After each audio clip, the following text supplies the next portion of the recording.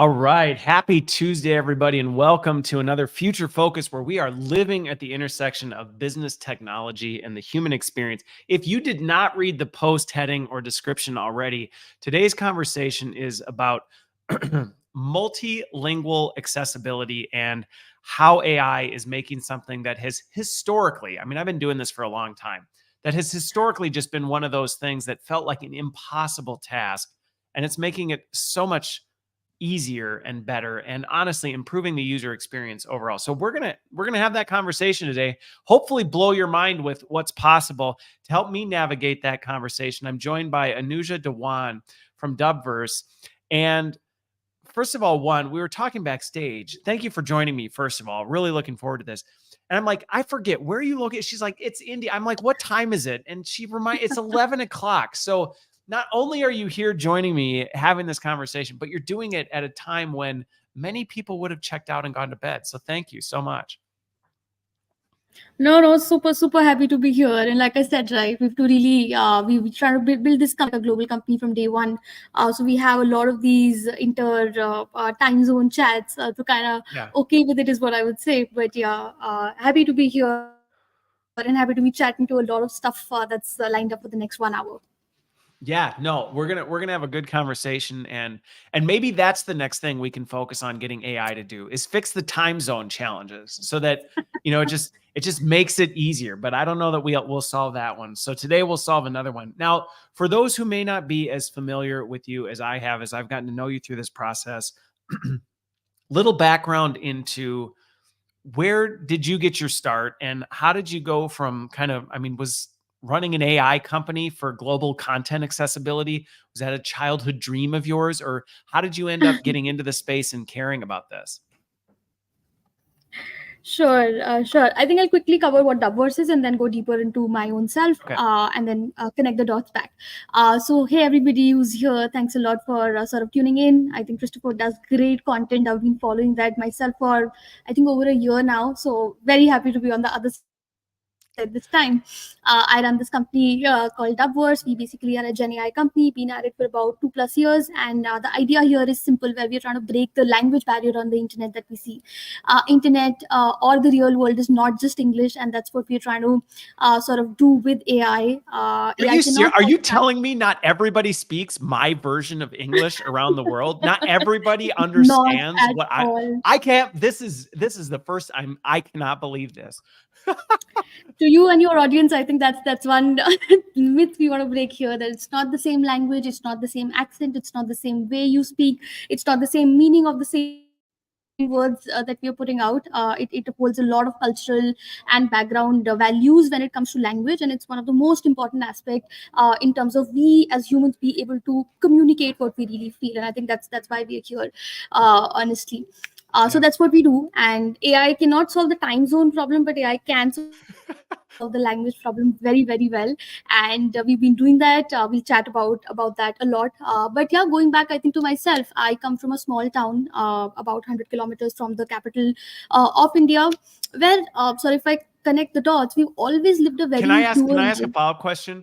When you say small, what's small for you? Because I'm actually always really curious when people say, because I grew up in a small town and it was 900 people. So to me, that's small. But then I talk to other people, small is like 12. So what's small for you? My small would be about 10 million people. That's small. That's small. Wow. Okay. See, here we go. Even locally, well, this goes back to sometimes the cultural and just background differences where someone says, I come from a small town. To me, I'm thinking the one road through town, there's no stoplights, one stop sign. We didn't have internet till whenever.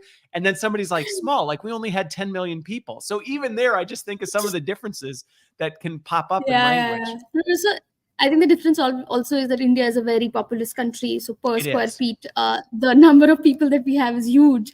So can that city take 10 million people? Maybe not, but do we co-live? Yes. So that's about, like I said, about 100 kilometers. So around Delhi. So almost part of the NCR region. grew up there. But yeah, I was saying that we were kind of always lived a very dual language life, right? With Okay. whatever the history of India, we were ruled for the longest time, then we came out of it. And the last generation was more struggle, where they were trying to find and really survive.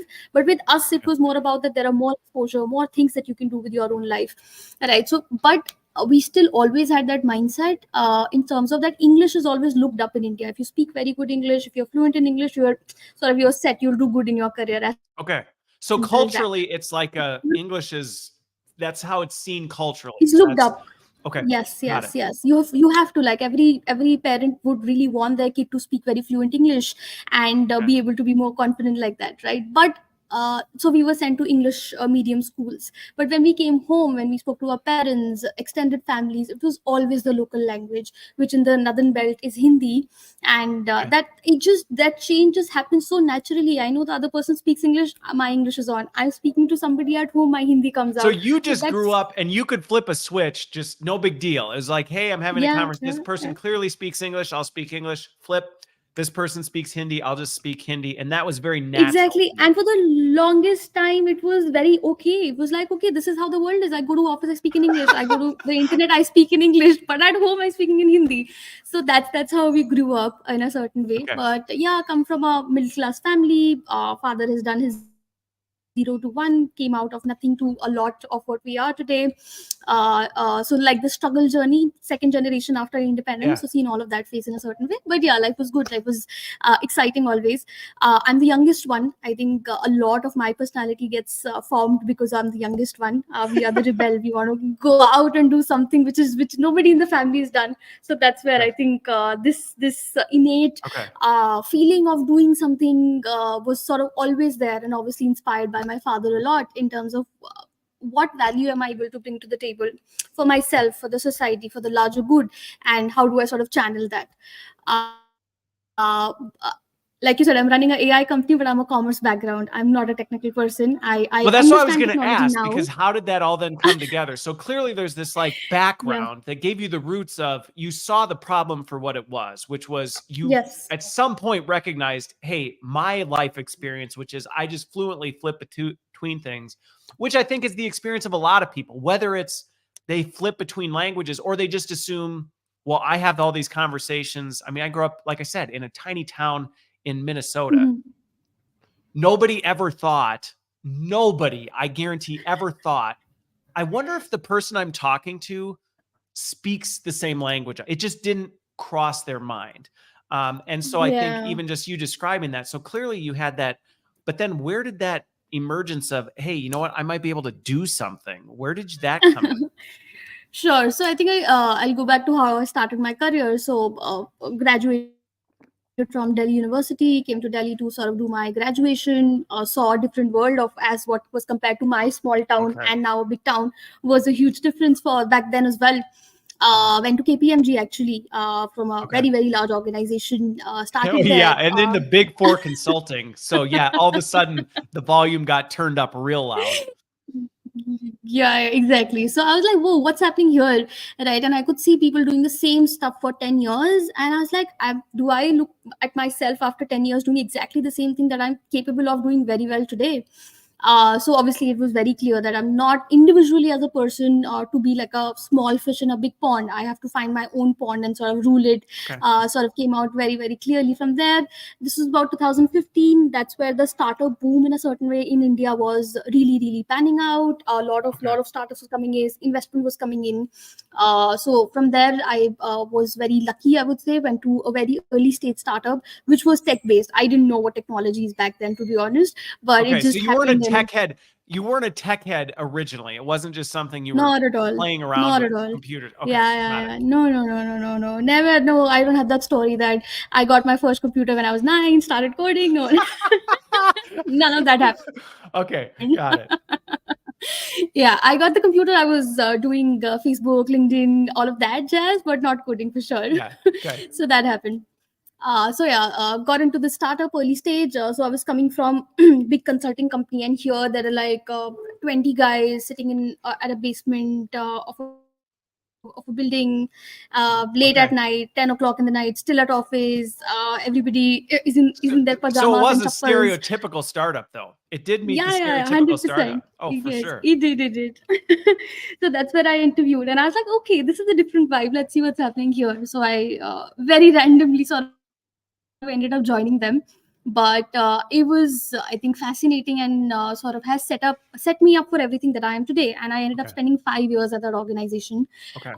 So did everything, learn technology, learn to sell technology, learn to talk about technology. All of that happened. So I've set up cities for them, traveled across for them, all of that, and that even added further that okay, now I know what my pond will look like. I'll have to build my own pond and Okay. rule it, right? So that Well, just and sort of that's a added pretty on to it. unique. That's actually a pretty unique time period that you transitioned into tech, because if you went in 2015 and then were there for 5 years, Yeah, that really was when the deep learning and the AI advancement really started yes, moving. Like that really for sure. was a foundational period of time where we went from, I mean, we were still doing advanced things with computers before that, but there Yeah. was a pretty significant technological leap that happened in 2017. For sure. And I think from a technology business standpoint as well, right? We've sort of compartmentalized them as SaaS businesses, but before Yes. like early 2000, SaaS also did not exist. So that's the time No, period it when didn't. we, yeah, learned playbooks about SaaS. Why would people pay for software, cloud-based software, not a on-prem software? So all of that transition also was very similarly happening in those 5 years. And then COVID stuck us in 2020, Yeah. and everything was at pause. So that happened. But yeah, that time I ended up joining. I wanted to see things at scale. I thought I was still not ready to sort of take that leap. I still had to get the right partner. I was still sort of early thoughts from that standpoint. So I ended up joining Freshworks as again on the technology sales side, where I was Okay. selling a lot of SaaS products for them. Did that about for a year and a half. But again, they were going IPO back then, so they'd already figured out their life, and I knew that my impact is not going to be very huge to change the destiny of this company.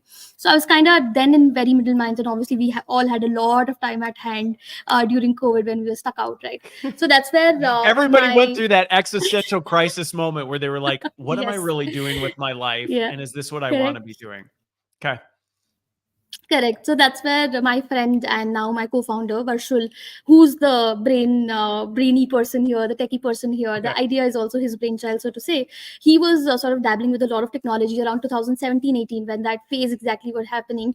So he was Yep. doing brilliant stuff. He was writing papers. He was doing a bunch of stuff with IIT Delhi, which is one of the sort of technical institutes in India where a lot of this stuff happens. He was running his own lab for that matter with AI engineers to sort Okay. of dabble around what really generative AI is possible of. And this is 2018-19, right? So very, very early days of what we talk about today very Yep. casually. So that happened, but then again, COVID stuck. So he was alone and kind of thinking of doubling down on one thing because I met him at my line tray experience. He was also there for 4 years.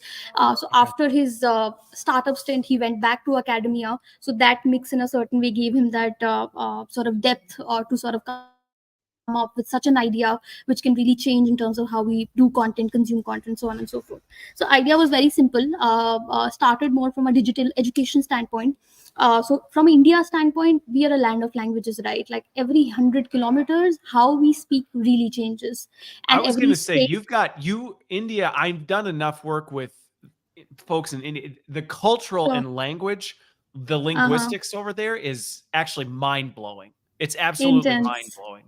Yeah. It's Yeah. So insane. you can sort of compare this to Europe very, very clearly. So how they have different Yeah. countries, we have different states, and everything is different. Culture, festivals, languages, attire, everything is very, very different Yep. in terms of whatever happens within these states as well. And obviously, language being that differentiator from a core standpoint.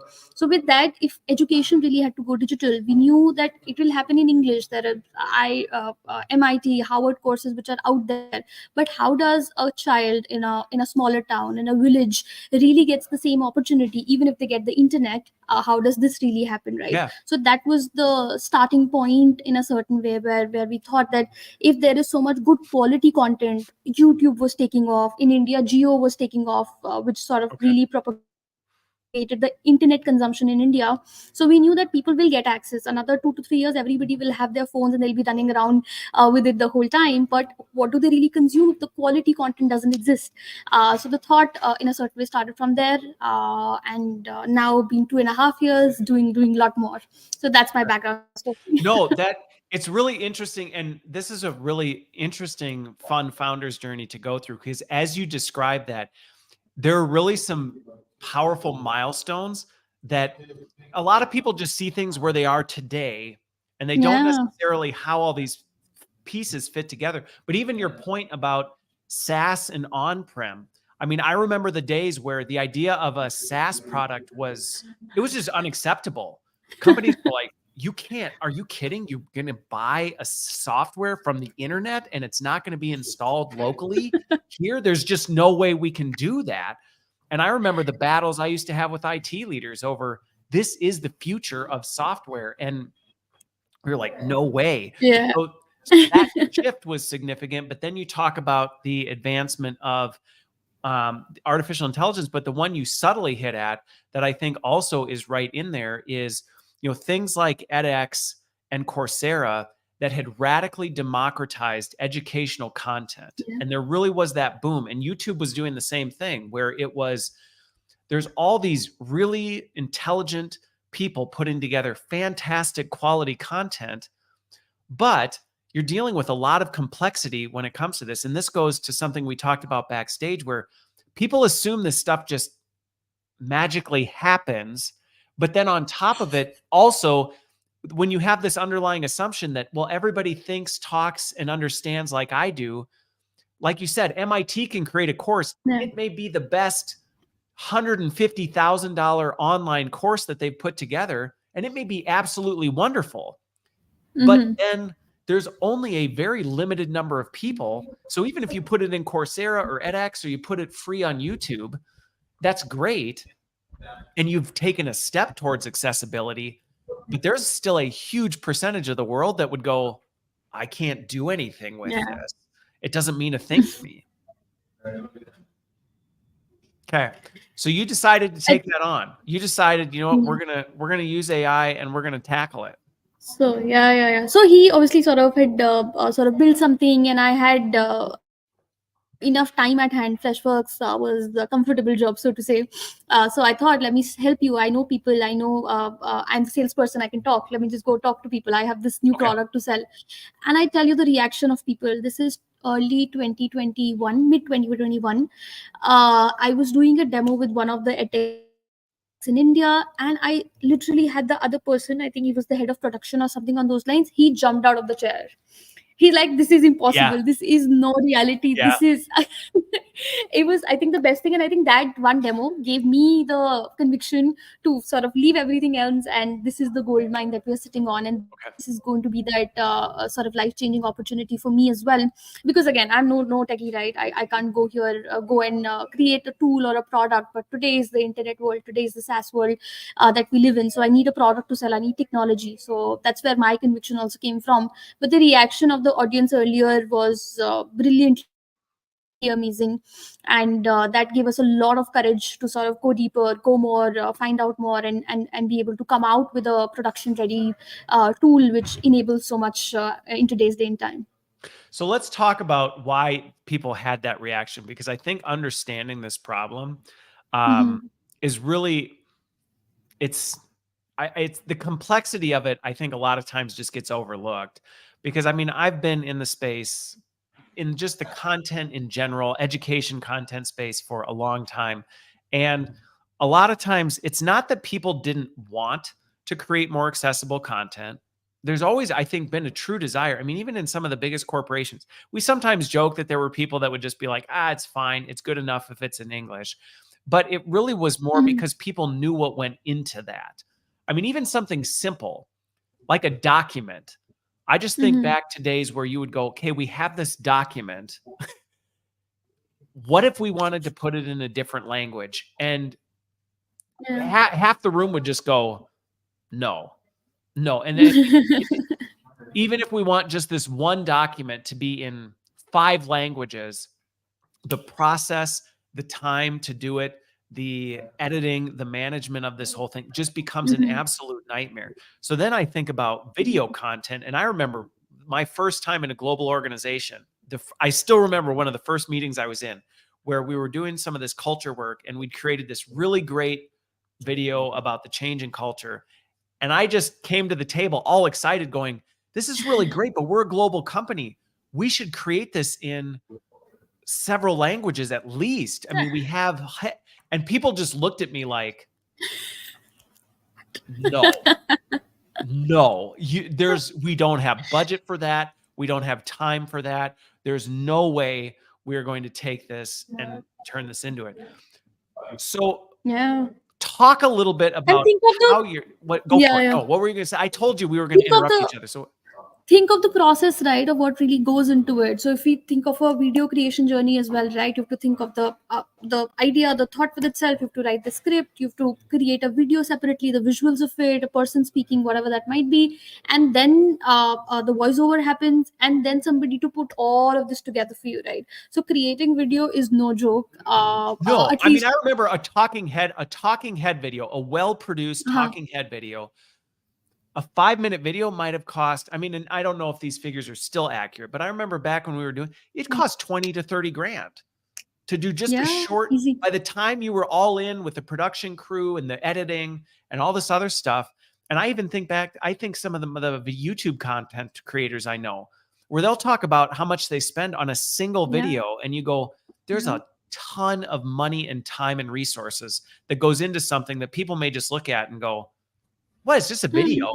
It is video. It's just a No, video. it is Like, not. what's It so is hard not. about that?" Yeah, yeah, yeah.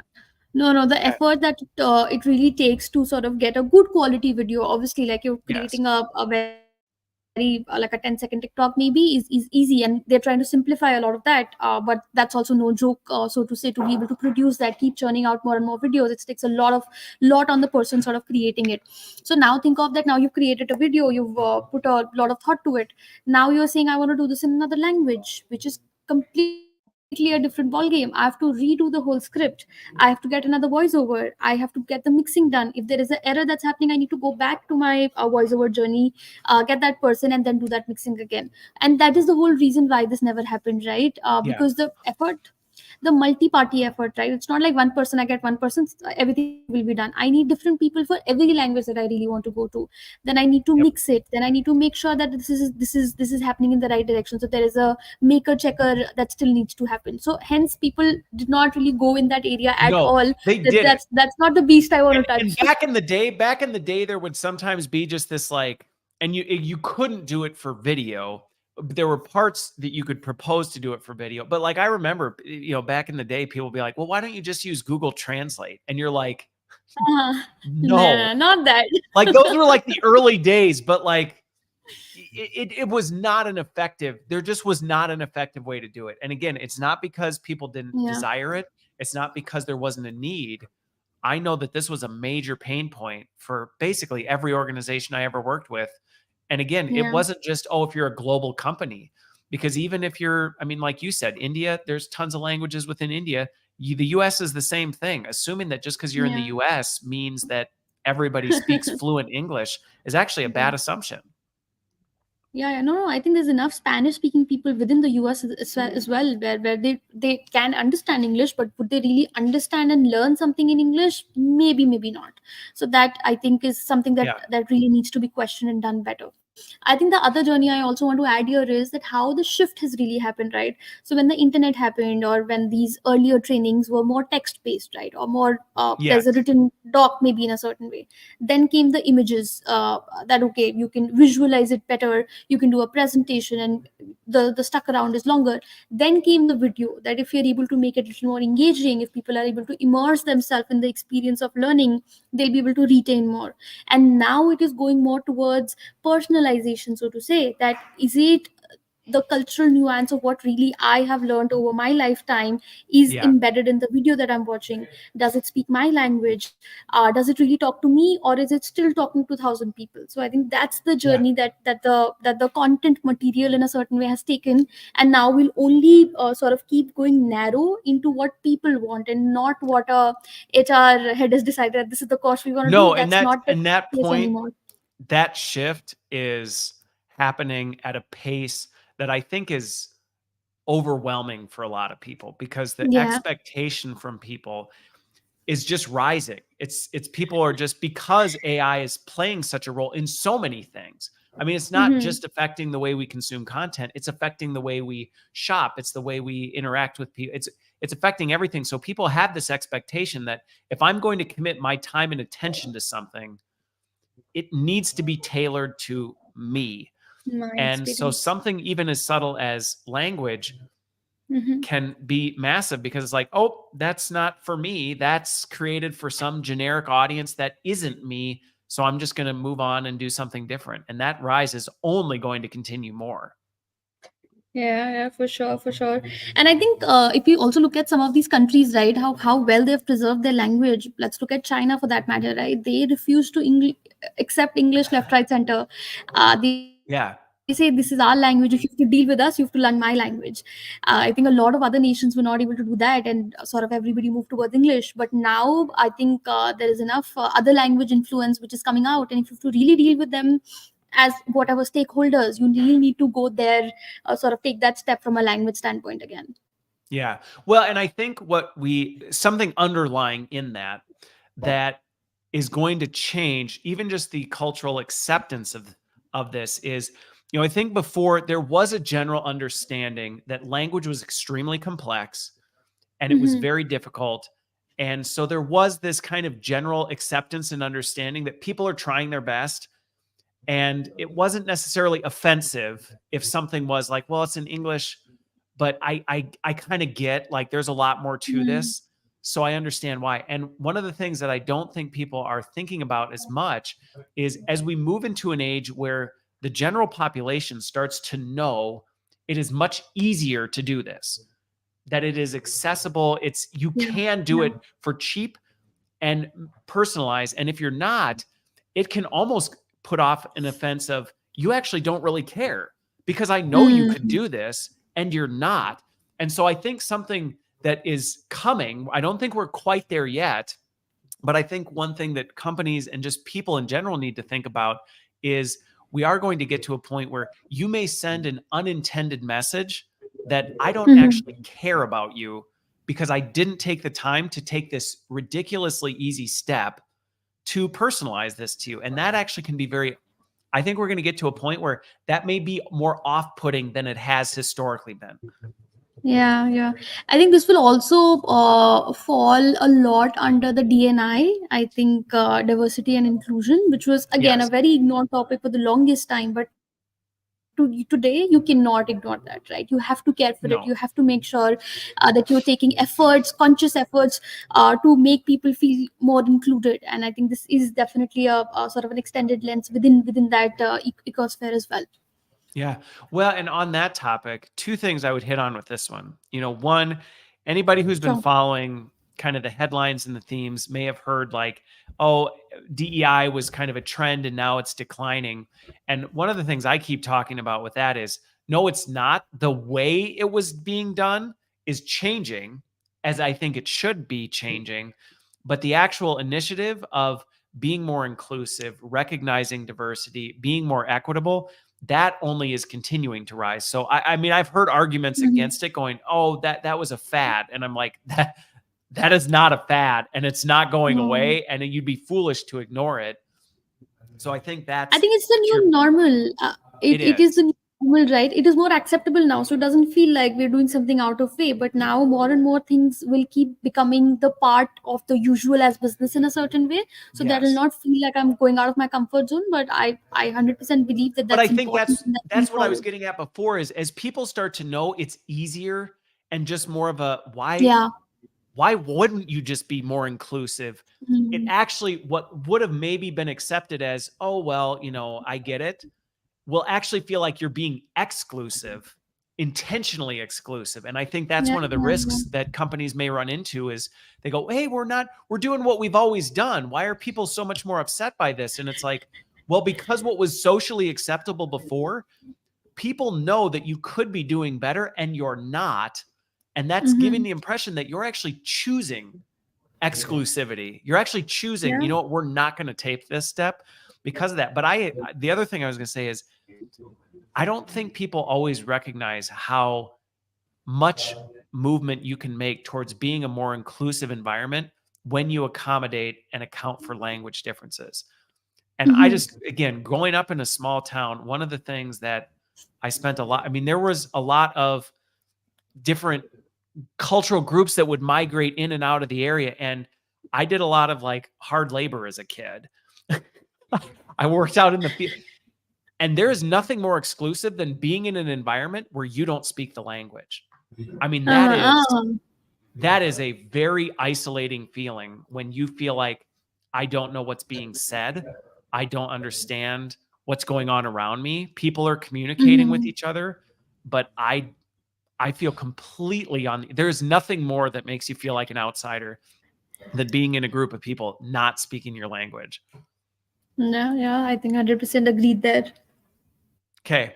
So let's talk about how this is changing, because I think we've blown out the problem statement. So anybody who's like, I don't really think we need to, I think we've blown the problem statement out, but I am curious how you're going about this, because we talked about how complex this can be. And I think everybody has had that bad experience with language translation of like the Google Translate, where you're like, oh, I'll just type this in here. And then now I speak the other language. And somebody who's a native speaker is like, that is terrible. That is not at all how we would say things. So how are you using artificial intelligence to make it not only more accessible, but also easier?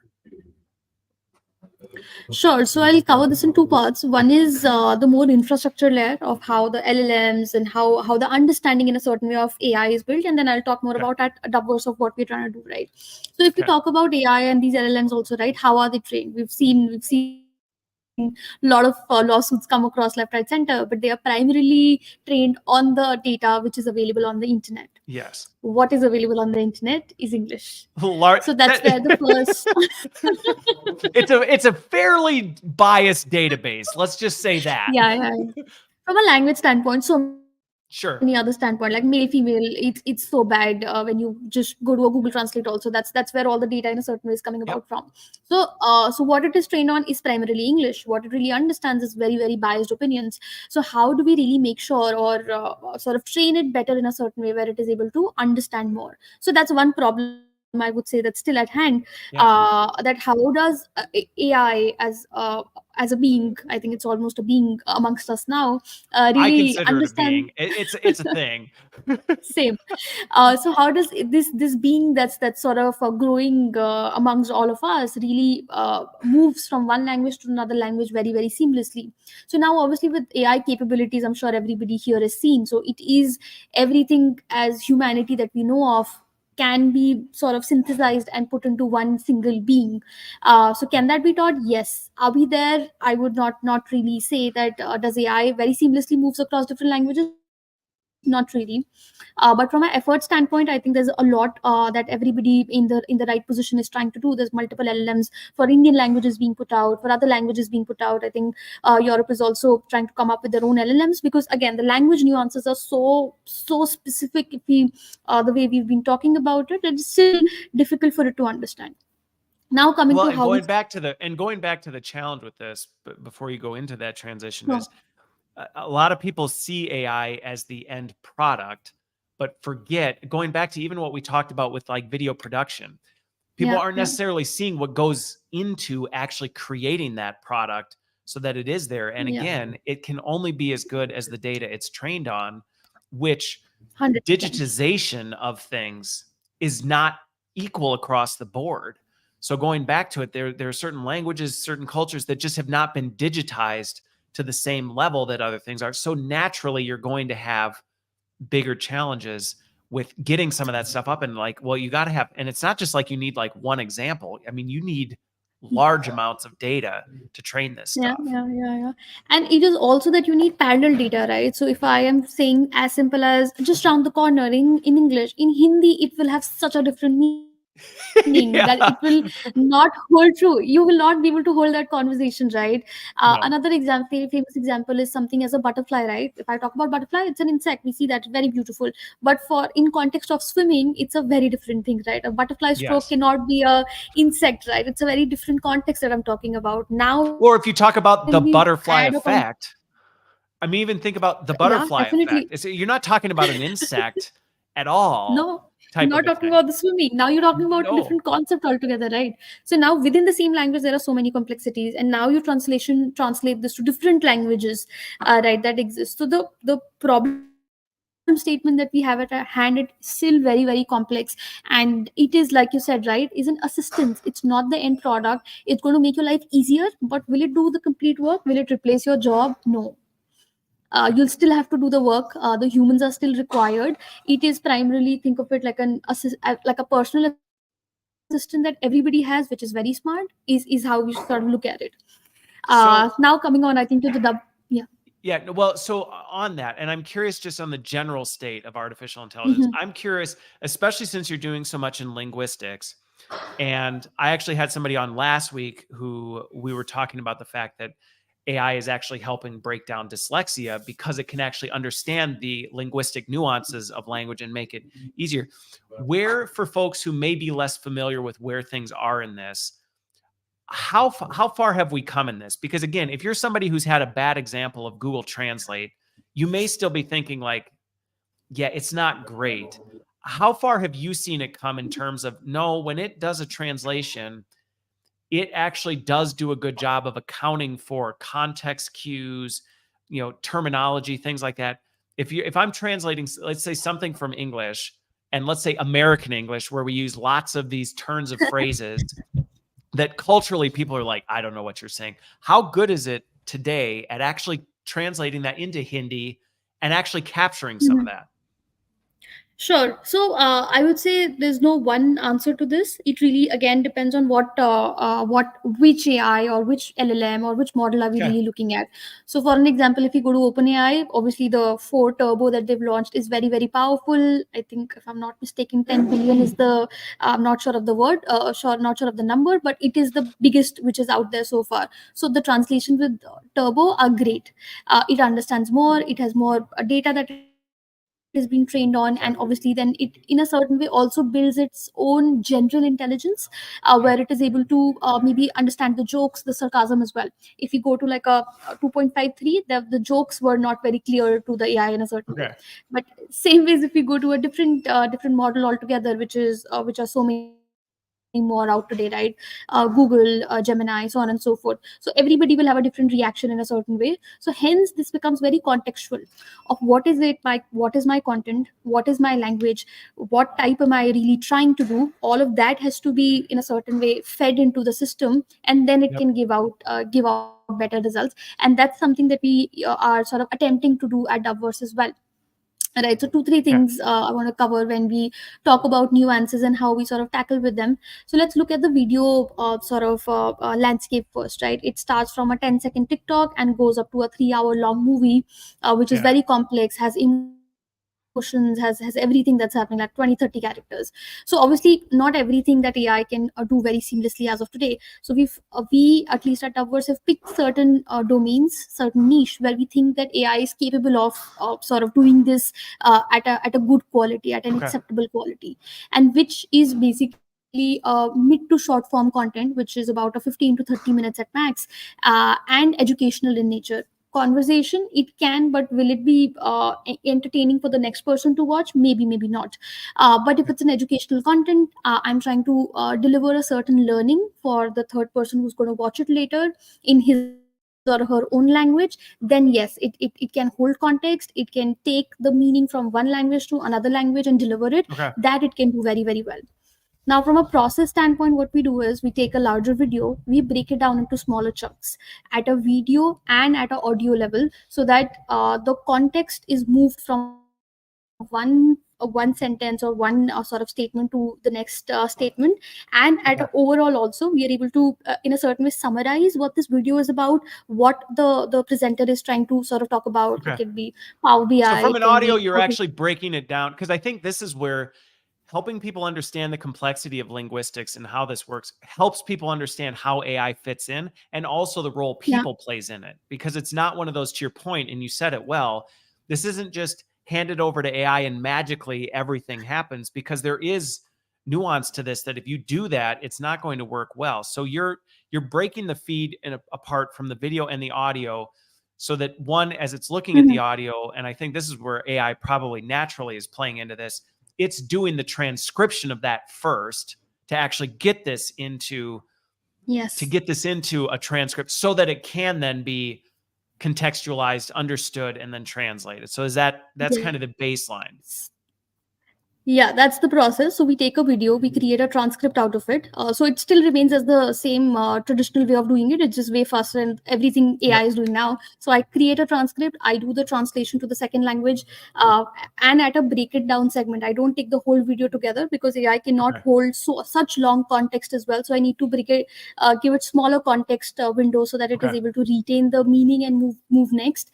Do the translation. The third part is where we do the voiceover, where our AI speaker sort of comes in, speaks out the whole speech. The audio is generated, and then the audio and the video is patched back together at a segment level.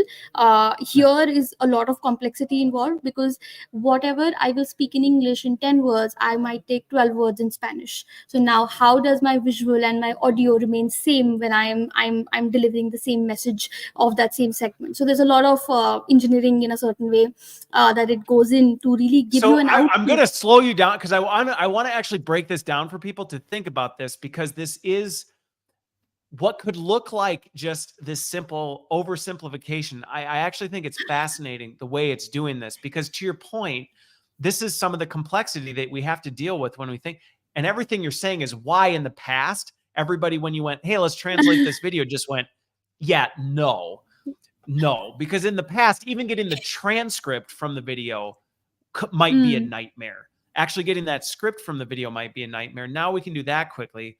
Now they're breaking it down. You can do the translation, which it makes sense in terms of having to break it apart, because contextualizing it happens in chunks. And I think that's just natural in the way content is broken up. It's broken up into chunks where it's like, okay, we can contextualize this piece. That's translated back. Now, you said in there, as part of this process, you're actually, it's not just subtitles, because I think that's a big difference as we talk about this. It's more than just you're watching the same video in English, but at the bottom underneath, there's a little subtext underneath that's in a different language. It's actually now the audio you're hearing is in the native language as well. So you're actually, now, is that being done with AI? Are you using AI voices to do that? Okay. Yes. And I think on the previous note, the subtitle note, right? Again, if you look through the globe, there are different countries where only subtitle is acceptable, and there are countries where only dubbing is acceptable. Now, this is to do with a lot of cultural nuances again, but if you have to go to Germany, if you have to present something, you cannot do it with subtitles. You have to dub it, you have to speak German in your video, audio, whatever that might be. But if you're maybe going to India, you can do a Hindi subtitle. It's okay. We are okay with that. Well, and actually some of that has to do with regulations. I mean, I remember that was some of the nightmare of this stuff. Well, like Germany specifically was one where it's like, nope, you actually cannot. You will get into legal trouble if you go, no, it's an English video, but there's subtitles. It's like, no, it's going to be spoken by a German speaker or else. Yes. So that was, I think, a thing of the past, where you could just do subtitles for some of these countries and still pass through from a regulation standpoint. But will it really get adopted, engaged with? Not really. So what we do is, as the third step, where the new script now, which is generated from our translation, we a voiceover, sort of a AI voiceover again, sort of steps in, reads out the whole script, takes the right pauses, right tonality, sort of tries and brings it out together, and now we have a MP3 or an audio file ready. Okay. And now, so because this is, and this again helps people understand where the AI is fitting into this, because this is also, that's another level of AI in there. That's now, not only are you using it to transcribe, but then you're using it to translate. Then you're using artificial intelligence to then create a voice that is speaking in the native tongue. Because again, that used to be an absolute nightmare from video content. You'd have to go hire a native speaker to then record them doing this. I mean, this used to cost so much. I mean, I literally saw invoices for this stuff at times and was like, Mhm. you've got to be kidding me. We had to go hire a voice actor from 13 different countries to be able to record these different things. And now AI is saying, no, you don't. We'll get the Yeah. script, we'll translate it, we'll then have an AI voice come back and do it. So Yes, yes, that's kind of the yes. next gen, and that's all being automated through here. And now Yeah, I yeah. think that gets us to the point where you're like, now we have the problem of you're hearing a voice, but it's not matching. And now this takes me Yeah, back to like old kung fu movies yeah. that I've seen where you're like, Yeah, yeah, yeah. it can be If a difficult experience. it is, and hence two things here primarily, and hence we've stuck around a little more to educational content, because the person who's watching is not watching for entertainment, is not watching for that dopamine kick, right? Yes, I'm watching because I want to learn something. So maybe they are a little forgiving. Is how I like to look at it. That it is not going to match exactly 100%, because that's not really possible. We try that's not and the sort point. of stick in a lot of logics internally, but that's not where it is right now. It is either we have to get into the recreation of the video altogether, which is a different path. Here what we are trying to do is we are trying to repurpose your video, which is already created, at the least amount of cost, effort and time taken, to be able to sort of move into a different language altogether. Okay. So there are solutions for entertainment which are a little deviation of what we're talking. We do that as well, but here the focus is more to get that video quickly, so that you're able to increase the per dollar value that you've already spent on your video, and now you're able to extend that by sort of translating that to different languages.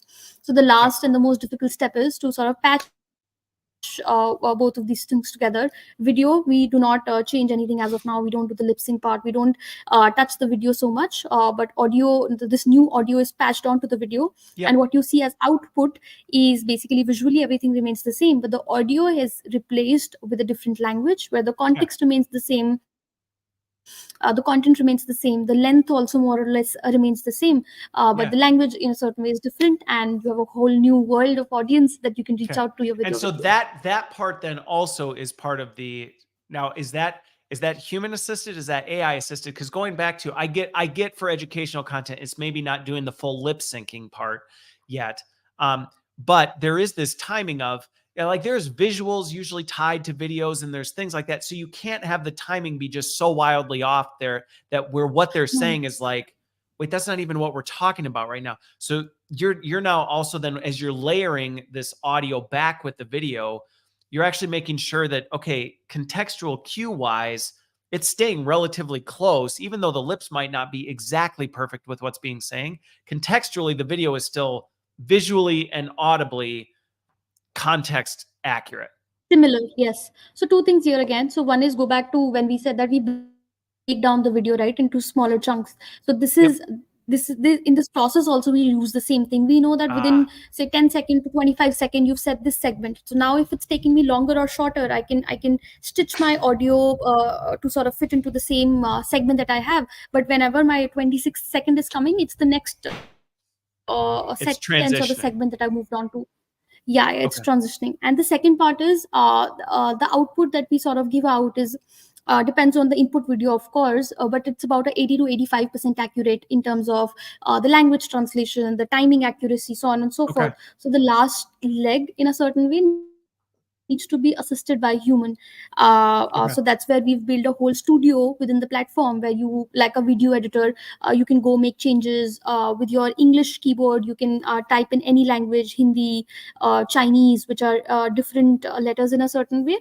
Within Yeah. the product, we've added a lot of features. So this is the SaaS part to it in a certain way, where you make a very Okay. feature powerful product with whatever output AI is given is still needs assistance in a certain Yep. way, and is not ready to publish. So that's where the software Okay. part comes into play, and we give you a lot of what do you say, power in your hands, that you're able to tuck do it quickly, and it's ready to go. Okay. Okay. So you're getting it, which again, to me, and maybe it's just because I'm so familiar with this process. I mean, this is Mhm.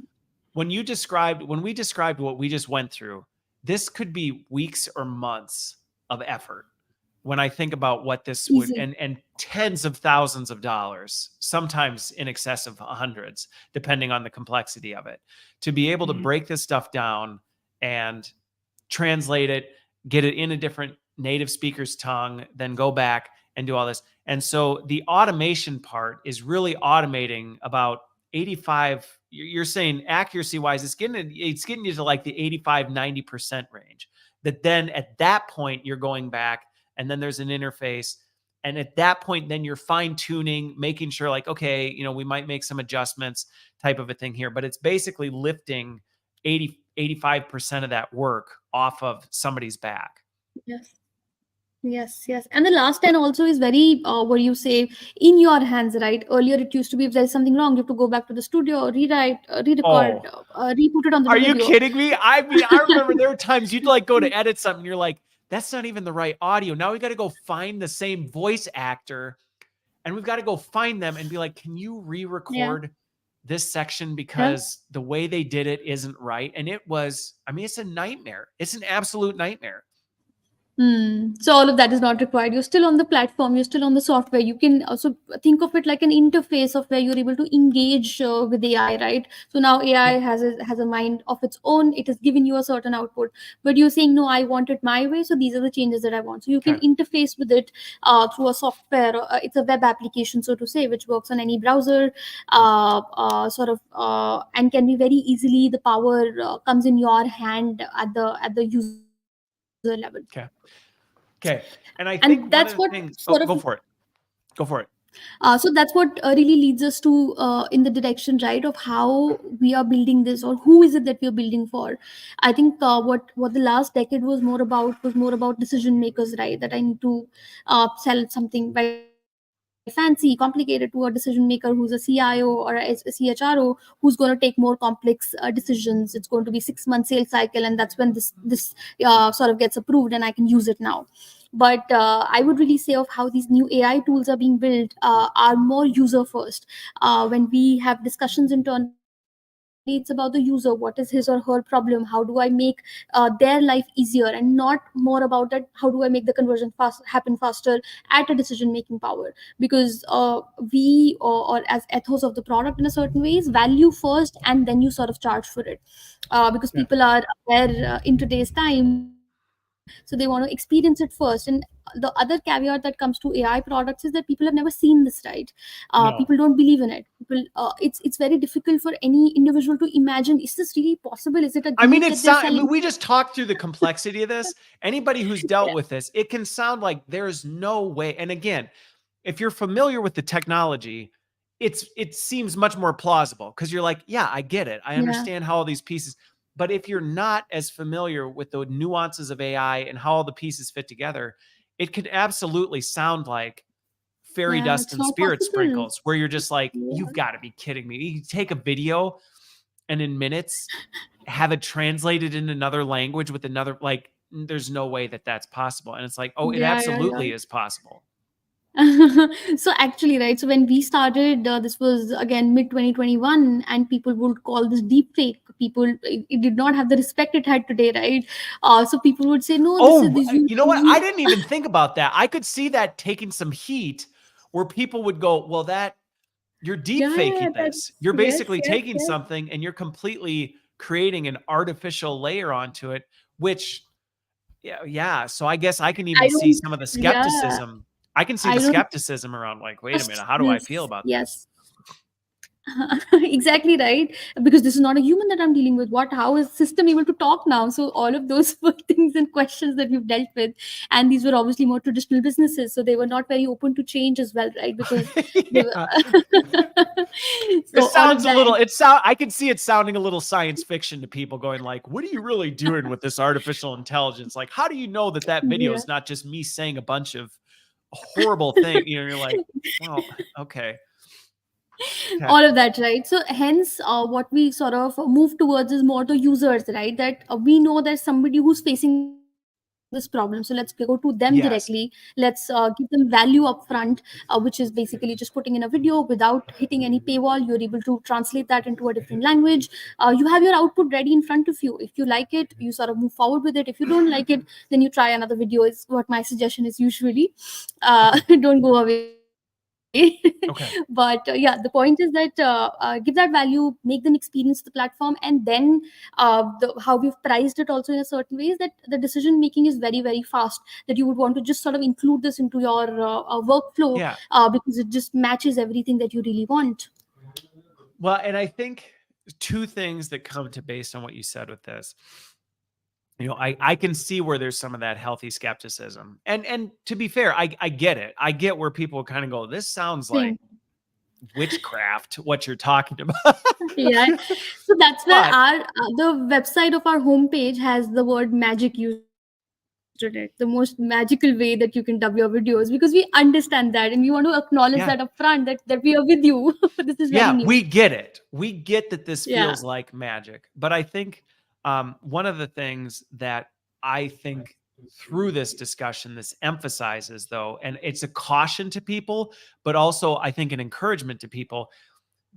Everything we just described very much is a human centric process through here. Uh-huh. Like the concerns people would have, yes, they are legitimate concerns. If you literally were just going, here, take the video and we're just going to hit publish and we're not even going to look at it, we're just going to put it out there. That would just be a foolish mistake in general to do that. And Mhm. I mean, that would be a foolish mistake to do even if humans were involved in the whole process.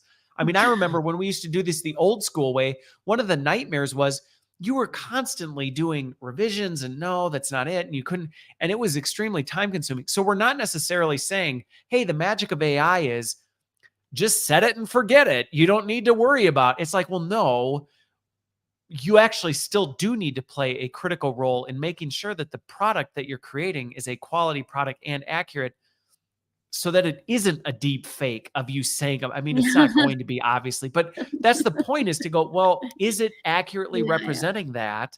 And you need those people in the loop, which should encourage people who may look at this and go, oh my goodness, my job was, dubbing No, or no. doing this kind of stuff. Now Yeah, there's yeah. nothing left for me to do. It's like, no, there absolutely is, but your role has distinctly changed. And it's less of this, honestly, logistical headache mess that we used to have to deal with.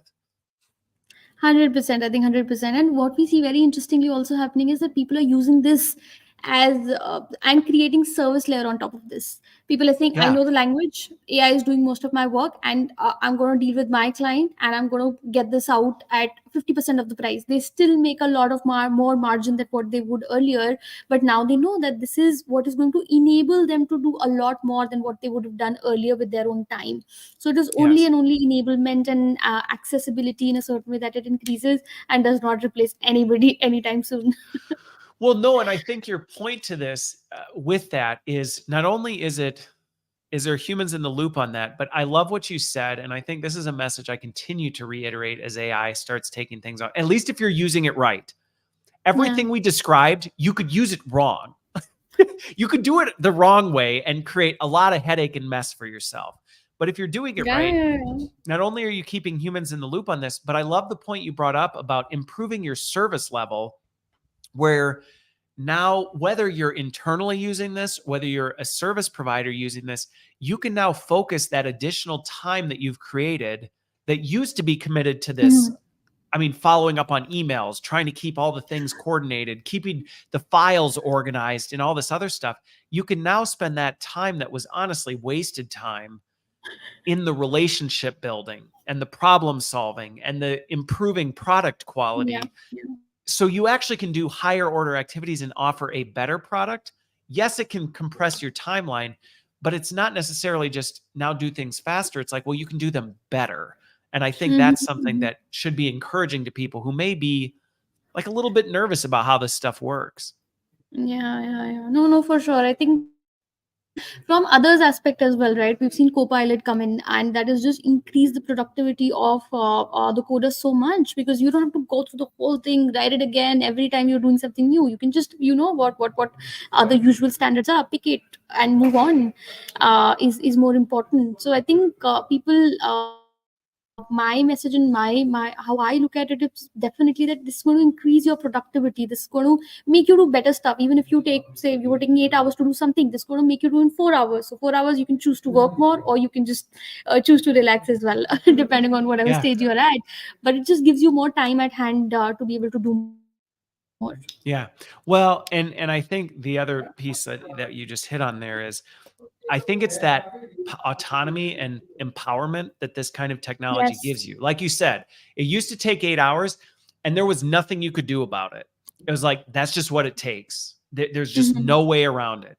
Now, the automation part might take 4 hours. And you might say, well, that extra 4 hours, either we might use for something else, or we might use it to Mhm. improve the overall quality of the engagement and what we're doing with things. Like, but you Yeah. have more choice in what you did. And I think in the past it was like, there's just nothing I can do. There's literally no way around this. And I think that's one of the really encouraging things that can be very unsettling. I will acknowledge for people that can be unsettling, because as much as we say we want to be empowered, We don't. it can also be really uncomfortable when you're like, right, but what Yeah. do I do with that extra time? And it's like, I mean, what do you want to do? What's the best use of it? People are like, I kind of in some ways was comfortable when I just knew this is how everything works. So I am empathetic to the folks who are a little bit uncomfortable with the fact that it is different. So Yeah, I think to that point, see, we as humans, right, we get used to patterns, we get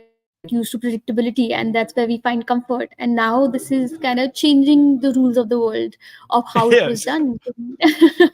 So it is Yeah. unsettling, but I think I really sort of push people to sort of engage with it more. Obviously, if people are sort of hearing this, they definitely have certain amount of exposure as compared to others, people who don't have access to internet, so on and so forth.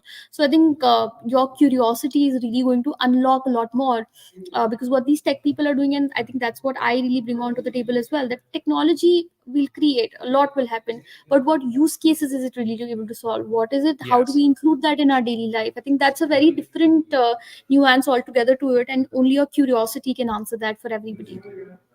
Well, I don't think we could have ended on a better note than that. I think that really hopefully leaves people, one, in awe of what technology is doing for some of these things. That really should be an encouragement and excite people, but also, balancing and knowing, so how do you navigate this? Because I am sensitive to the fact change is difficult for anybody, and I get it.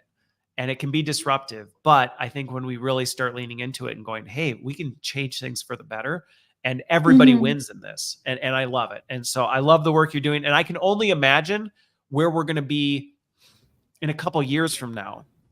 I just think about the length of content we'll be able to do this, the lip sync, the other things Yeah, that we'll be yeah, able to do to make this even better than it already is. So definitely for want to sure, stay for sure. connected.